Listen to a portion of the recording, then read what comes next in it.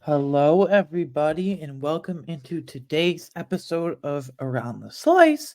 It is Tuesday, December 12th, and we are here to recap the Bills Chiefs Week 14 game from Sunday, December 10th. So, this is a huge game. Without further ado, this was a huge game, I should say, rather. Without further ado, let's just jump right into it. So, first, the score Bills defeat the Kansas City Chiefs 20-17.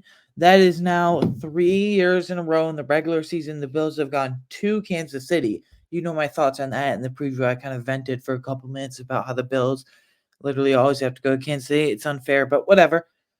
Go back if you want that whole spiel and that whole rant thing. Um, but yeah, 3 years in a row where the Bills have beaten the Chiefs in the regular season, being 2021, 22, and now 2023. Playoffs, that's a different story. I don't want to get into that today. Let's stay positive here. But yeah, Bills beat the Chiefs 20-17. Before we get into any, game notes, any of my stock report, any of those logistics and details, if you will, let's just some housekeeping. Bills inactives pregame. So we had safety DeMar Hamlin, like I've said before. Um, he's the fifth safety, but if DeMar Hamlin is your fifth healthy scratch slash inactive safety, then you're great at safety. That is amazing safety depth. He's your fifth guy, and he's average, but on the high end of average, I would say. But he may have to be in a bigger role now because of an injury to another safety, which we'll talk about momentarily here in a couple of minutes, hopefully. And then defensive tackle Puna Ford continues to be inactive. Is he going to play a game this season? Like, what did we bring him in for? He's a great run stuffer. He's an underrated pass rusher. And all I kept hearing was when we signed him and brought him in was Pete Carroll said they played him out of position. Buffalo's getting a good one in Puna Ford, obviously, here. So if they play down a position, I don't understand what the Bills see in Jordan Fields and Tim Settle and don't see in Puna Ford. Obviously, we're not in practice. We only get practice notes from beat reporters. They can't see every little thing, especially me. Like, I'm not in practice, obviously, and I'm a beat reporter, obviously, so I don't see the close-up of Puna Ford compared to Jordan Phillips and Tim Settle, but I don't understand this at all. And then defense man Kingsley Jonathan was inactive, but I said he hasn't been inactive since, like, week 4, I think, against the Dolphins. And that's saying something because we developed him. He was a UDFA. So if you don't know what that means, undrafted, you should, but undrafted free agent out of Syracuse, somewhat local. I know Buffalo and Syracuse a couple hours away, whatever. We'll say local for the sake of argument. Somewhat local kid. He goes undrafted in 2022. They bring him in. He's caught, didn't make the initial roster. He goes to the Bears, then he's caught, and then he has a quote unquote revenge game against the Bears on Christmas Eve day, so on Christmas Eve, and then he's kind of up to a nice little piece for us, but because of an injury to another defensive end, he's probably gonna have to not be inactive anymore. But I like what I've seen from Kingsley Jonathan, so I don't know why he was inactive. He is a sixth defensive end. That's like again, great defensive end depth. If he's kind of like a DeMar Hamlin situation, if Kingsley Jonathan's your sixth defensive end on your roster plus depth chart, and you can afford, if you will, you can afford to have the luxury, quote unquote, luxury of having him a healthy scratch slash inactive, not giving him a game day jersey. That's awesome depth. And then two offensive linemen, Jermaine Ifedi, Alec Anderson, unless a tackle or guard or one another or both, however it shakes out, get injured, which you never know injuries, but right now it's not going to happen. They are emergency and break glass case situation, whatever that expression is. So, injuries. I alluded to this before. DeMar Hamlin will have to be elevated into a bigger role now because Micah Hyde suffered a stinger in his neck and is considered week to week. Now, it was the same neck. Sean McDermott said right after the game he re-aggravated a stinger in that same exact neck that almost ended his career. He was considering retirement against the Titans. We know he was brought off in a stretcher or ambulance, taken hospital, whatever. Needless to say that he re-aggravated that. And then AJ Epinesa suffered a rib injury. He is also considered week to week. And this is why I said Kingsley Jonathan's got to step up to now, fifth defensive end, and Shaq Lawson as well. Van Miller, it's a different story, whatever. But Shaq Lawson, Kingsley Jonathan, especially because when you're week to week, like Hyde and Epinesa are here, you're usually not going to play that week.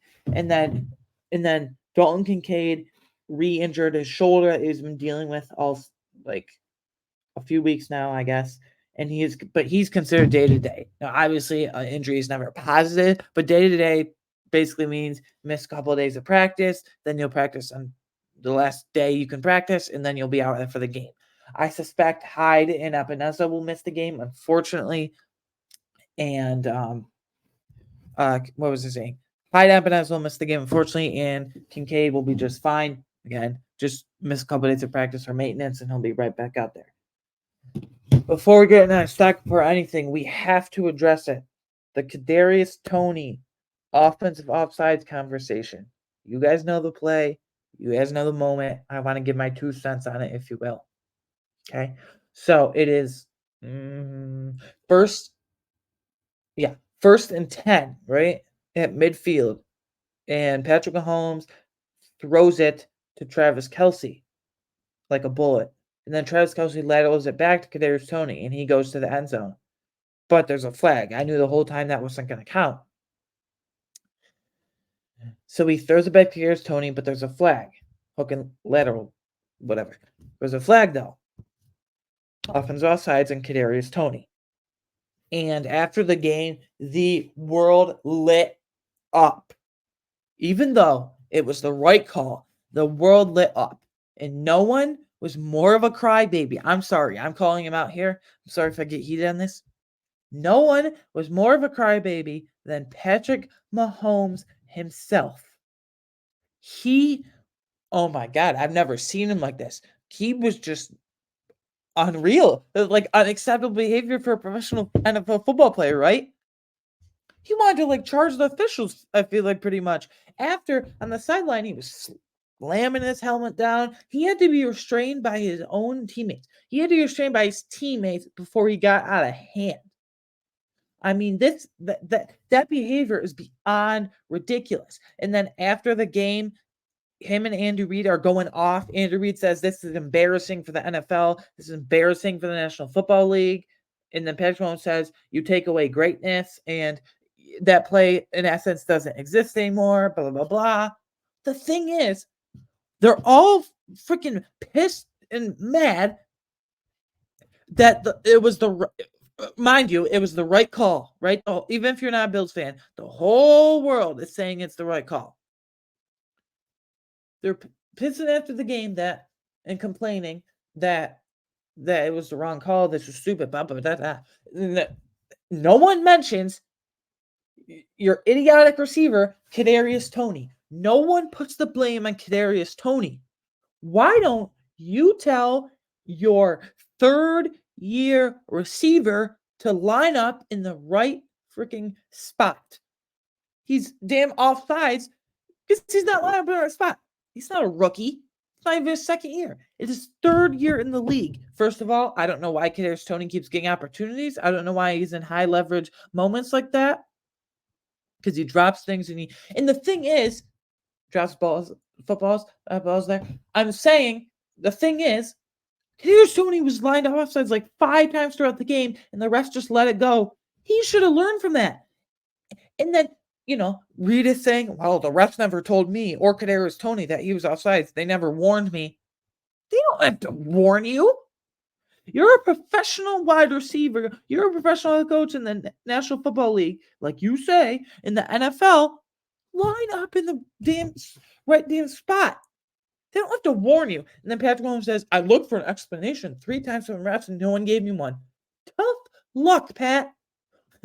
Tough luck, Patty. No one has to give you an explanation. They just sounded to me, at least, and tell me if I'm wrong, they sound to me at least very entitled. Reid, Mahomes, all of it. And I don't hear a peep from Kadarius Toney. He hasn't said a word. But there are so many of the refs. Talk about your stupid third-year receiver. Oh, and I'm not done. I have 7, yes, count them, 7 tweets that I want to read you guys about this whole situation. I mean, the world is just erupting over a correct call. I will re-emphasize that all day long. A correct call. This was the right call. First, from Adam Schefter. Chiefs head coach Andy Reid was not pleased that officials, that's what I'm talking about, did not warn him that Kadarius Toney was lined up offside the way they have in the past. About the call, the normally mild-mannered Reid said, "It's a bit embarrassing for the National Football League for that to take place." So, because they didn't warn you, it's fine that Kadarius Toney's offsides. Because they didn't warn you, you want to chop the official's head off. They don't warn you in the past. It's ref discretion. Rex Ryan on what was it? Monday Night Countdown or something said, now listen, Rex Ryan, Jets coach, Bills coach, horrible coach, but I don't really respect his opinion much, but he's right about this. He's right. Sorry, whatever. He's right about this. He said, I was a coach for a very long time in the National Football League. Not a good one again, but I was a coach for a very long time in the National Football League. No ref ever warned me. And that's what I'm saying. Reid, you've been a coach for a hell of a long time. Forever. Up there with Pete Carroll and Bill Belichick in terms of coaching experience. And you want the ref to coddle you and warn you? Grow up, man. And then, from Ari Mirov at My Sports Update on Twitter. And he got this from Thad Brown, who works locally here in Rochester for Channel 8, CBS here. Patrick Mahomes to Josh Allen after the game. Now, I'm shortening this, but worst effing call I've ever seen. He said, worst effing call I've ever seen to Josh Allen. What the hell? He's going to Josh Allen midfield complaining, worst effing call I've ever seen. Shut up. I'm sorry. Shut your mouth. You can't even let Josh enjoy his win. You can't let him enjoy your moment. Shake hands and move the hell along. It's that simple. Complaining to Josh? What is wrong with you? That's like a baby move. I'm sorry. That's ridiculous. Complaining to other quarterback. Josh just stared at him. He wanted to laugh at him so hard, I feel like, so bad. He just stared at him and said nothing, but pat him on the chest and walked away. That was classless. I'm sorry that this sounds ruthless and brutal. If you're a Chiefs fan, that was classless. That was some BS. I've always respected Patrick Mahomes and everything, but that was just beyond ridiculous what he said to Josh. His on-field actions, that was just ridiculous. And then we have another thing. Some guy, as Josh Allen's walking out the tunnel, some guy goes, "You ain't shit, Josh. You ain't shit." Stop heckling Josh. Heckle Kadarius Toney. Heckle Patrick Mahomes. Heckle Andy Reid for being idiots and complaining all the time. And then we're not done. Per Robert Griffin III on Twitter, RG3, this is what he tweets after the game. An offsides call, I can't believe he said this. An offsides call erased one of the more creative impromptu plays we have ever seen. A lateral on Travis Kelce on the same day the man who gave us the Music City Miracle, Frank Wycheck, passed away. Instead of that memory, we are left with more officiating inconsistencies. What?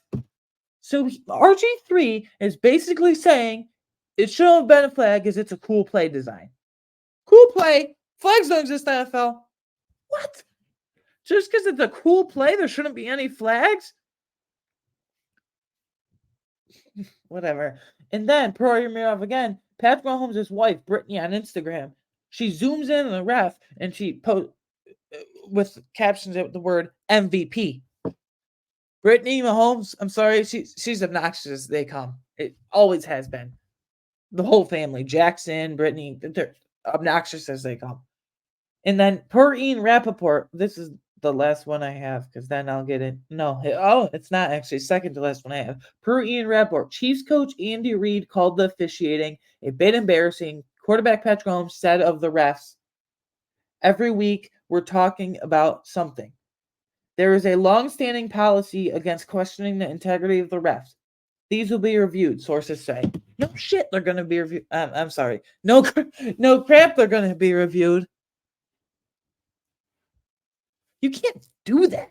I'm even more disgusted at their Patrick Mahomes' on-field actions, honestly, with Josh Allen. That was totally classless. I read it. Ridiculous. Just unfathomable. And then this is just the lowest of low.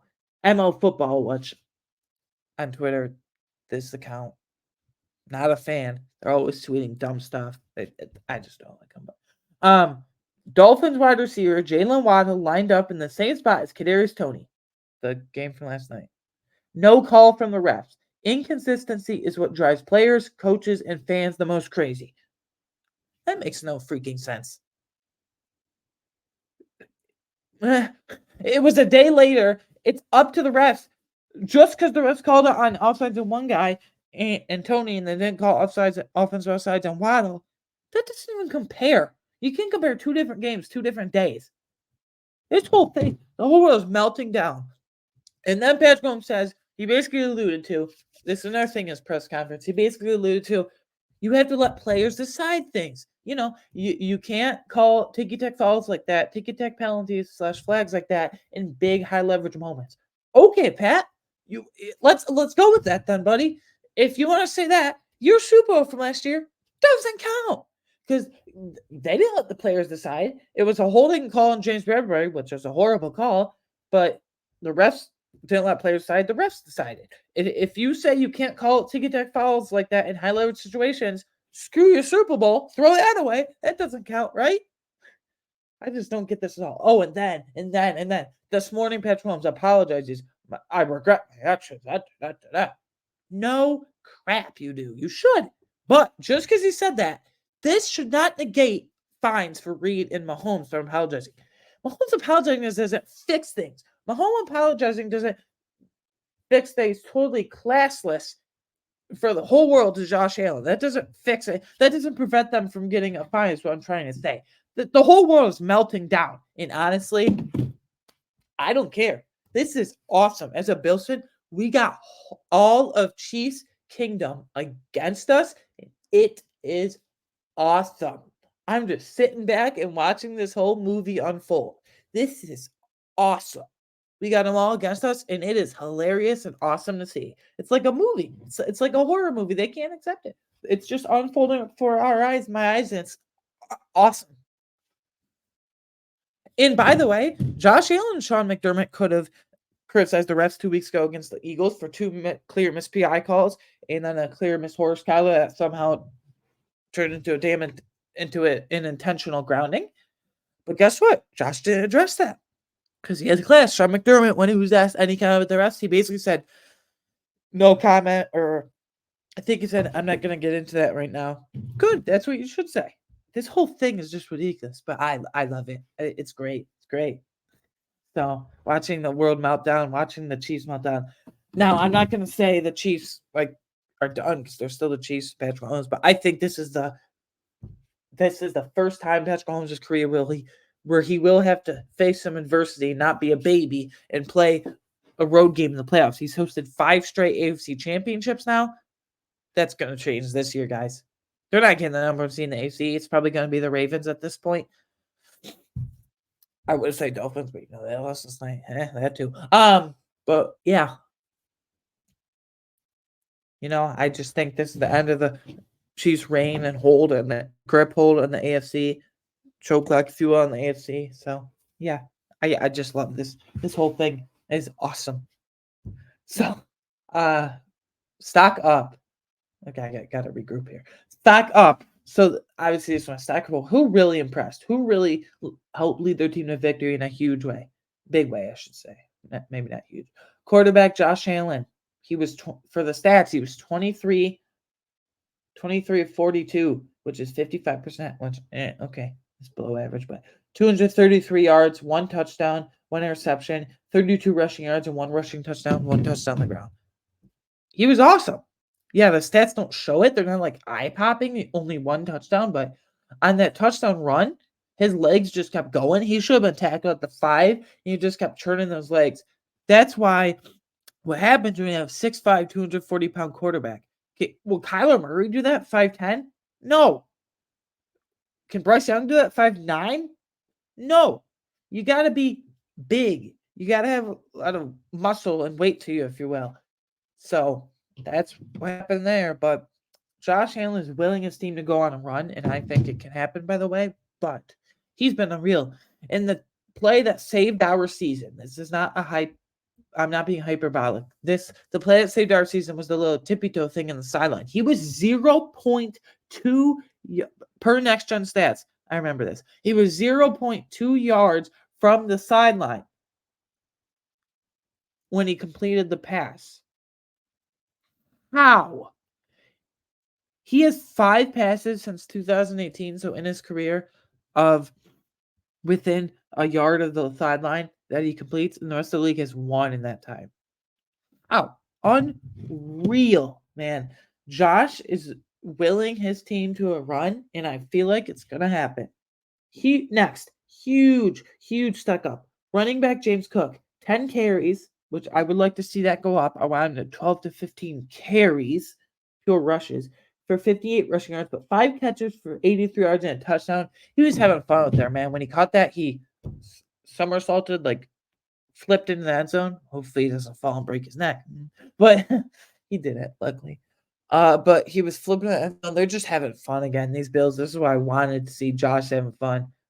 James Cook having fun. And Cook, Dorsey never did this, but Brady has unlocked this. Brady is using James Cook's best attribute, which is his receiving ability out of the backfield. It's very elusive. Now he's not a straight line burner. He's not like the best athlete in the world, but he's elusive, man. So when he gets an open field, watch out. And then running back Ty Johnson, nothing special here, but 5 carries, 19 yards, and 2 catches for 2 yards. He basically does everything. He returns kicks. He's an ace special teamer on kick and punt coverage. And he's kind of a mix between James Cook and Latavius Murray, right? He's a power back, but at the same time, he's a good receiving back as well. He's very good at pass blocking. So I think he does a little bit of everything. And for a running back room, I think Latavius Murray's gone. Damien Harris is gone after this year. I think we obviously keep James Cook, right? But then draft like Blake Corum in the 4th round because it's a weak running back class. So Blake Corum in the 4th round is a way younger version of Latavius Murray, power back, but younger version of Latavius Murray. And then RB3 can be Ty Johnson. And Ty Johnson's keeping Leonard Fournette, fullback Fat Lenny, if you will, playoff Lenny on the practice squad. So if Leonard Fournette means getting elevated means less Ty Johnson, I don't want to see it. I don't care about Leonard Fournette. Next, stock up wide receiver Deontay Hardy. He only had 1 catch for 25 yards, but at least he caught it. Josh placed it perfectly, sailed it right over the head of the defender and over the shoulder catch by Deontay Hardy, but placed it perfectly, man. It was a beautiful throw. A lot of the throws in this game of Josh Allen were just freak show throws, if you will. I mean, absolute freak show throws out there. So I still think Deontay Hardy is going to be cut after this season to save $4.5 million. I think it is at least over $4 million. It is. So yeah, tight end Dalton Kincaid, 5 catches for 21 yards, but he provides drive to catch ability. He's not nearly the blocker Knox is. Knox isn't some amazing blocker, but he holds his own. He's above average. But Kincaid's willing to block, but he just doesn't have it. Yeah, I don't think he ever will. He's basically a slot receiver, lines up all over the place. So, yeah. Next, stock up 4D linemen here. First, defensive end Greg Rousseau. 2 tackles, half a sack, 1 pass deflection, 2 QB hits. He's been awesome in run defense his whole career, though, especially this year. He's a great run stopper off the edge. His length, speed, and power. Maybe he could get a little more powerful, put on some more muscle, but he's 6'7", 270, guys. Whew. And then defensive end AJ Epinesa, 1 pass deflection, 1 interception. Basically, what he did against Sam Howell and the Commanders. Remember, he basically like cherry picked it off the sky. So, whoop, this is, and he's 6'6" himself. He's tall and lengthy too. Lengthy too. He did the same thing here against Patrick Mahomes. Just whoop, in the air like that and brought it down, returned it 5 yards or so. But he might unfortunately press himself out of Buffalo. The highest I'm willing to go with Epinesa, I've said it before, is like 8.5, 9 million. 9 million is the highest. If he wants more than that, I feel like he's gonna want like 10, 11 million. So he'll probably price himself out of Buffalo, go somewhere else. But really like what he's doing this year a lot. Defensive tackle Ed Oliver, 3 tackles, half a sack, 1 pass deflection, 1 QB hit.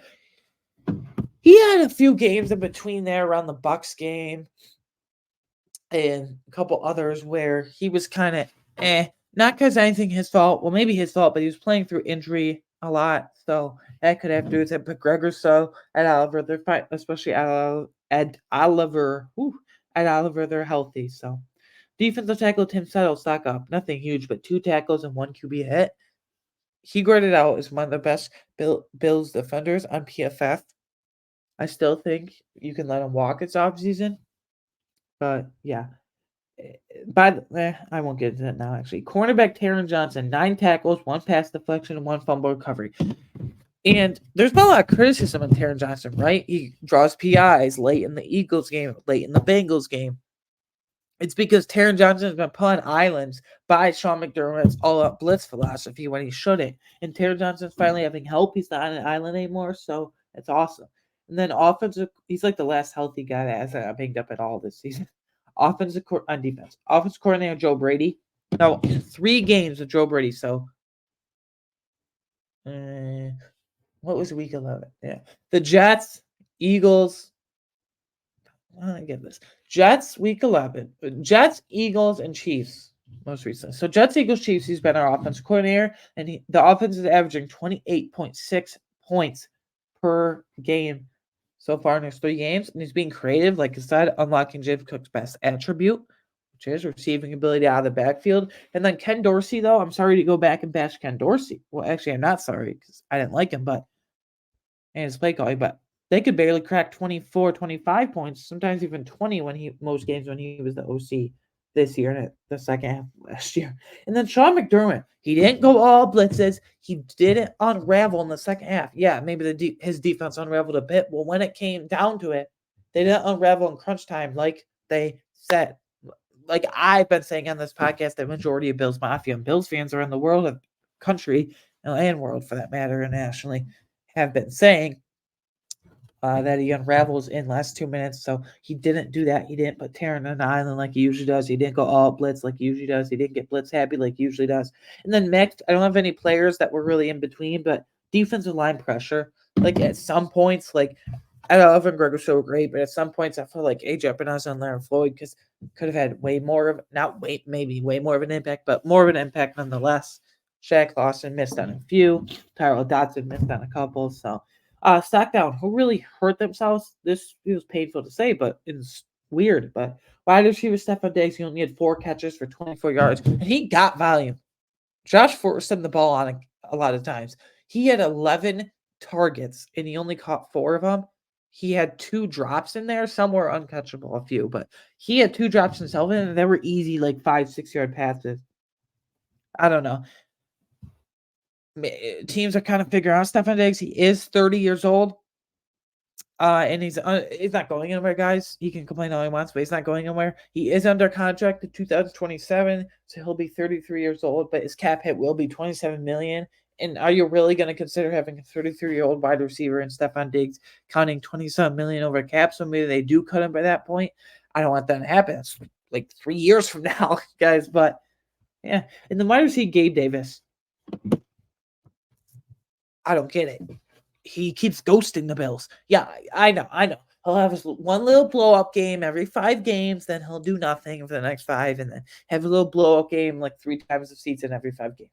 I don't care. He basically has been relegated to a black and white receiver, which he's a great black and white receiver, but that's what he should be. Because he's shown to not be trustworthy. He's shown to drop the ball in key, crucial situations. So I'll talk about his future with the Bills. It's not looking good, but I'll talk about his future with the Bills when I get into my final questions / takeaways. And then the offensive line is stocked down. Osiris Torrance, I feel like, got pancaked. He got his butt whooped, putting it mild. Keep it PG here. He got his butt whooped on multiple occasions. He got his butt whipped on multiple occasions. And it's not like the Chiefs have these world-beaters defense men, but George Karlaftis just worked him. Even Deion Dawkins got a few penalties.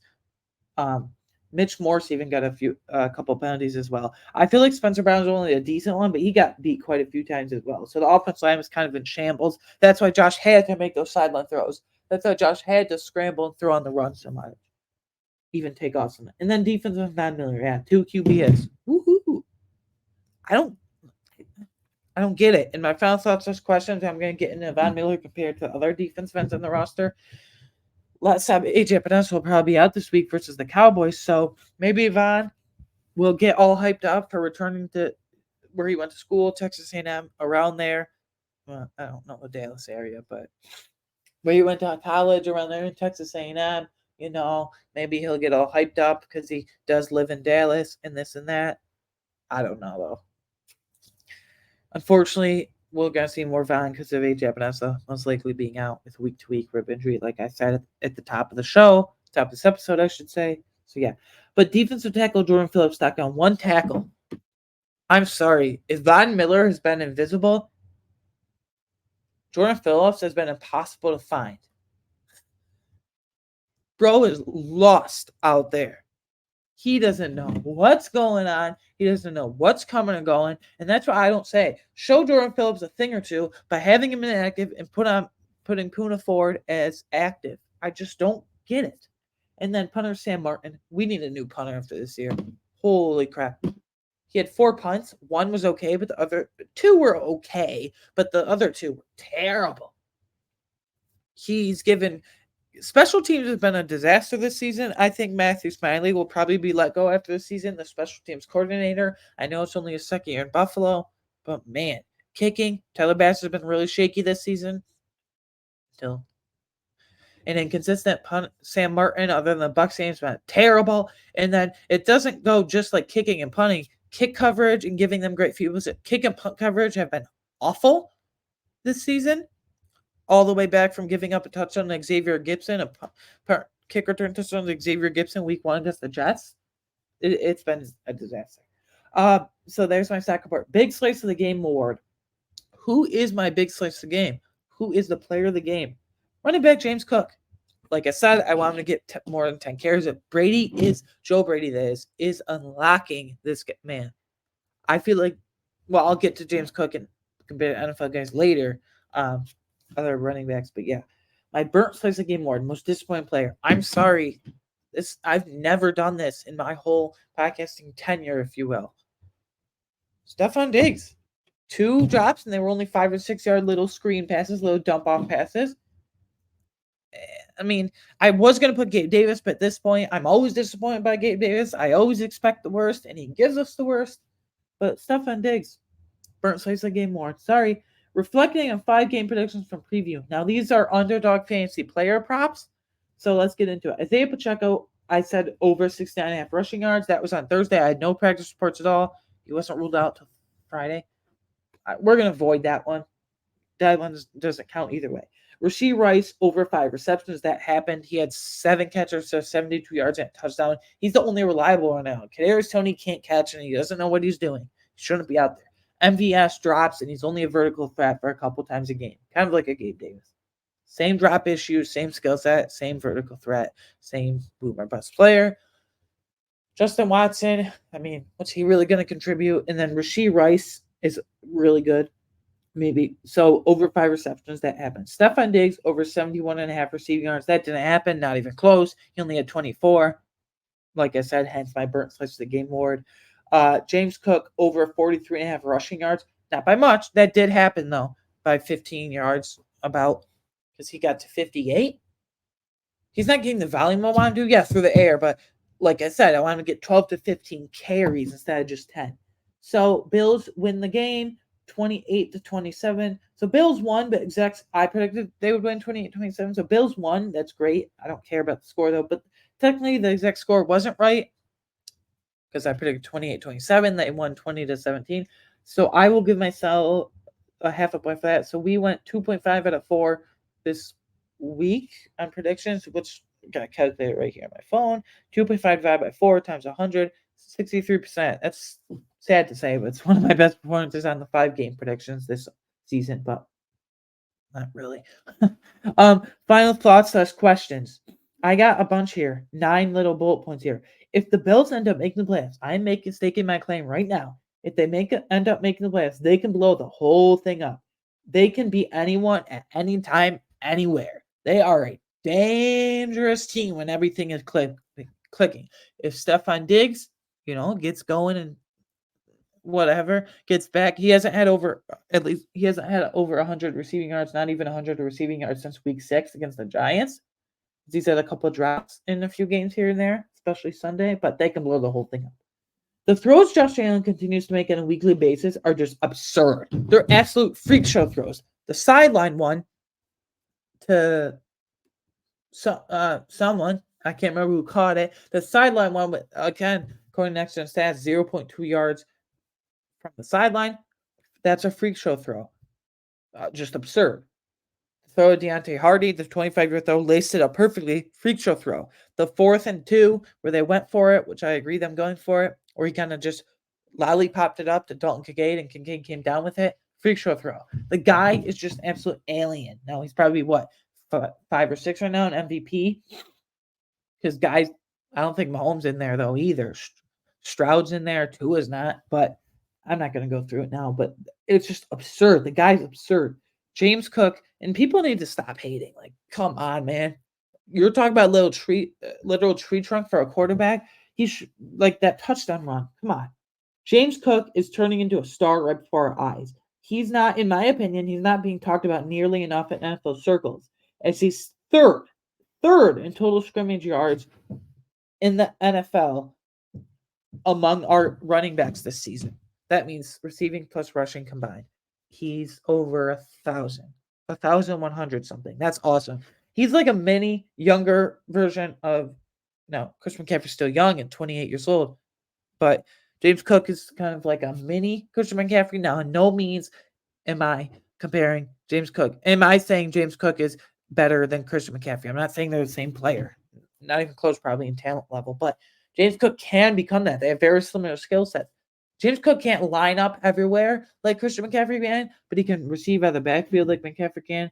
And if he gets more rushing attempts, more than just 10, again, bump that up to 12 or 15 and bump down Latavius Murray and then maybe notch up Ty Johnson a couple. But yeah, I feel like James Cook isn't talked about enough in NFL circles.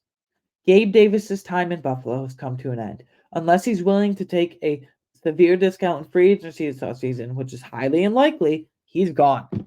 Spotrac has his valuation, not evaluation, valuation, the numbers at $13.5 million per year right now. Are you freaking crazy? Are you out of your mind? I'm not paying more than $10.5 million a year. That's maybe a bit generous. More than $10.5 million a year. And he's going to want to capitalize. Someone's going to overpay him because of his size. Yeah, he can't use that size disadvantage. Someone's going to overpay him. It looks like Dawson Knox took away snaps from Khalil Shakir in his first game back from injury, Knox that is, which was my biggest fear. The Bills went back to 12% on offense quite often, which I'm not a fan of at this point in the season. At this point, Khalil Shakir is emerging. Dalton Kincaid is who he is. He's emerging. Dawson Knox is a blocking to them, but he drops a lot of crucial balls. I feel like with Joe Brady, they shouldn't go back and adopt again this 12 personnel philosophy because Shakir only had one catch and he didn't play nearly as many snaps as he has been. Knox basically took Shakir's snaps, and I'm not a fan of that. I don't know. I'm just not. Von Miller just isn't right, man. He's getting flat out manhandled by backup offensive lineman in Wanye Morris. Okay? He's getting pinballed basically to other end zones. I'm exaggerating, but he's getting pinballed back by Wanye Morris and Jawan Taylor, who suck. And Wanye Morris in his first career NFL start was Sunday. It's brutal, brutal, brutal. I'd even argue that he's getting worse as the weeks and games go on. At this point, just lean on Shaq Lawson as your third rotational defensive end behind Rousseau and Floyd. Now, listen, when Leslie Frazier was here, Sean McDermott they rotated a freaking hell of a lot. They rotated a bunch. I wasn't a fan of that much rotation. They're still rotating a bit, but not nearly as much as with Frazier. Now McDermott is the defensive play guard and defensive coordinator. Oliver's playing a bunch of snaps. Rousseau's playing a bunch of snaps. But if you want to rotate like Floyd and Miller, forget Miller, rotate Floyd and Lawson. Like, why is Miller in the game over AJ Epinesa, even over Shaq Lawson now? I don't know. He's just not right. Jordan Phillips has to be done in Buffalo after this year. The Bills just can't re-sign him.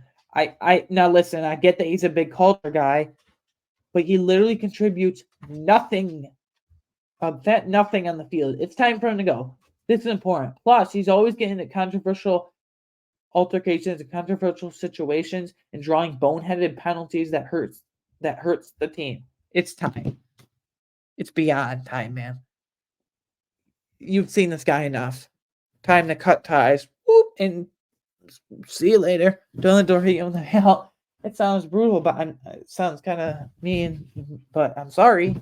Like he's fighting a Philly fan after the game. Now, yeah, maybe the Philly fans heckling it, but as a professional athlete, you have to deal with that. He's always, he's always drawn bonehead penalties, roughing the passer, late hit, whatnot.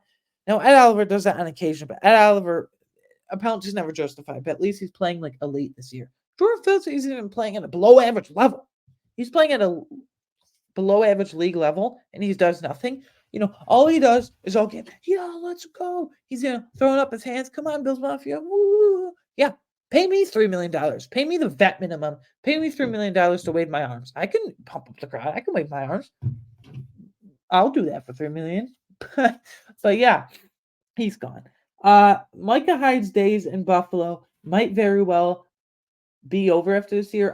I realistically, I see two options here for Hyde, knowing that he's a free agent this offseason. One, either he re-signs with the Bills on a cheap one-year deal, or two, he just retires. I don't see any scenario at all where he's playing for another team next year in 2024. And unfortunately, I think he might be forced, honestly, to retire because of the reoccurring neck injuries he keeps sustaining at his age. Same neck, scary situations.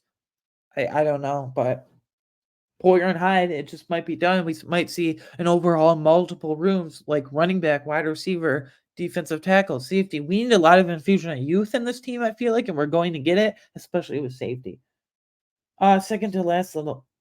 This is the last point, actually. Now this might be because he's been on fire, but Sean McDermott isn't going anywhere anytime soon, whether you like it or not, whether you agree with it or not. This team absolutely loves him. These players will go to war for him any day and any time, no matter what, and anywhere, no matter what. Brandon Bean gave Sean McDermott the game ball after this. I want to show you guys a picture. I don't know how well this is going to show up on the screen here. But it's the first time I've seen Sean McDermott, smile, have some emotion in the locker room. Can you see this? All right. There. Okay, that's pretty clear.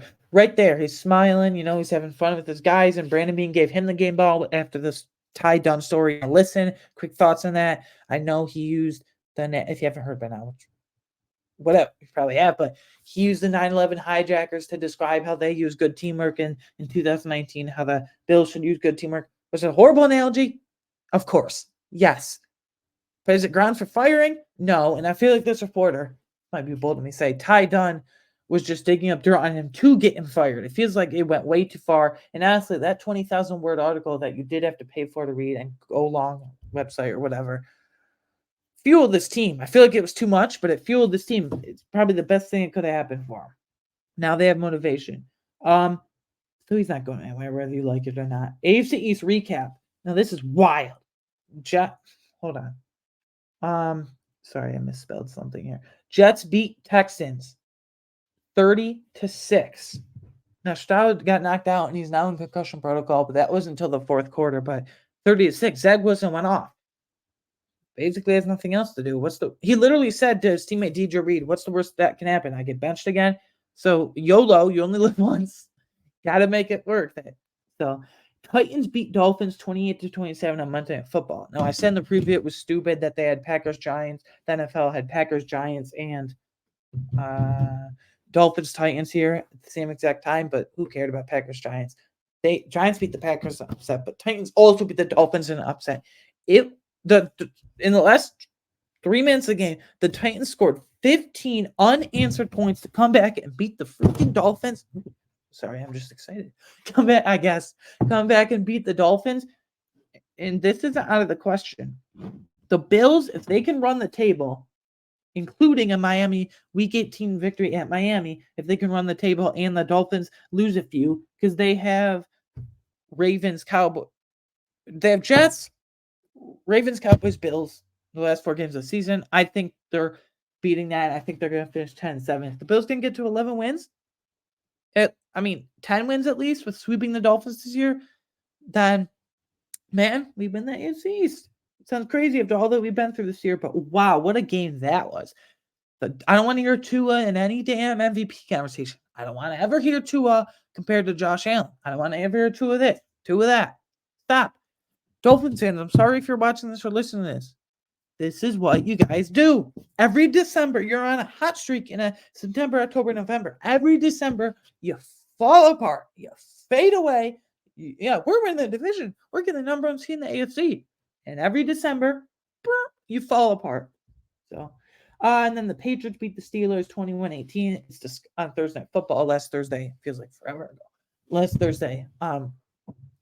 But it was disgusting for the Patriots, but Ezekiel Elliott went off. So 21-18, Patriots beat the Steelers, which we needed. A lot that we needed to happen this week. The only thing that didn't happen this week that we needed was we needed the Browns to lose the Jaguars. Didn't happen. But the Bengals beat the Colts. The Titans beat the Dolphins. The Patriots beat the Steelers. That's mainly what we needed. Oh, and the Jets beat the Texans. That's what we needed for things to break right for us. Now NFL top of the day. This is the third episode I'm doing this. If you don't know, I'll get you up to speed quick. Obviously, it's a Buffalo Bills centric podcast, and I love that. I love my Buffalo Bills. Obviously, Chris Santa Bills hat.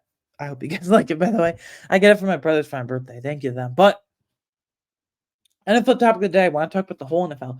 I wanted to go through James Cook's ranking among NFL running backs. Now, this season, not their careers plus this season, or not right now. Actually, it is right now. This season, just as it stands right now, based off of this season, it's winding down, 4 weeks left. This season, who would I take over James Cook? Christian McCaffrey? Yes. Travis Etienne? Yes. Derrick Henry? Yes. Tony Pollard? Yes. Alvin Kamara? Yes. Bijan Robinson, I would take over Cook. Josh Jacobs and Austin Eckler? Yes. Raheem Mostert / Devon A. Chance, close, but probably.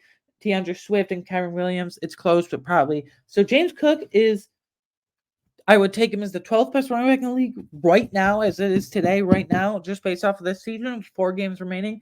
You could argue that he's above Swift and Williams. I'm giving Swift and Kyron Williams the benefit of the doubt because Kyron Williams is so important to his team. But the Eagles don't use DeAndre Swift. They're kind of slowing down his usage and bumping up Kenneth Gainwell's usage. I don't agree with that, but whatever. But James Cook, I have him at 12, but he's a top 10 to 12 running back this season for sure. For sure. So that's why I said he's not. The Bills just bump up his volume and pure rushes and pure carries with his elusiveness. I think he can be really golden and really good. So, anyways, guys, that was kind of a longer episode, but it's because the Chiefs ran in the beginning. Anyways, guys, I hope you have a great day. Some plugs quick. You can watch/listen to this podcast on YouTube, Apple, Spotify, or wherever you get your favorite podcasts. I appreciate it either way, wherever you pod. And then you can follow me personally on Twitter at awagoner13, always tweeting about sports, mainly NFL, but mixed in NBA and college basketball here and there. And then you can follow the show on Twitter at Around Slice, any scheduling updates or whatnot. And then you can follow me on Patreon, patreon.com/aroundtheslice for just $3 a month. Again, that's patreon.com/aroundtheslice. Thank you for watching or listening to Around the Slice today. I greatly appreciate it. Today's December 12th. I will be back in 2 days on Thursday, December 14th, to preview a huge monumental Bills versus Cowboys matchup. Anyways, I'll be back in a couple days on Thursday. Thank you.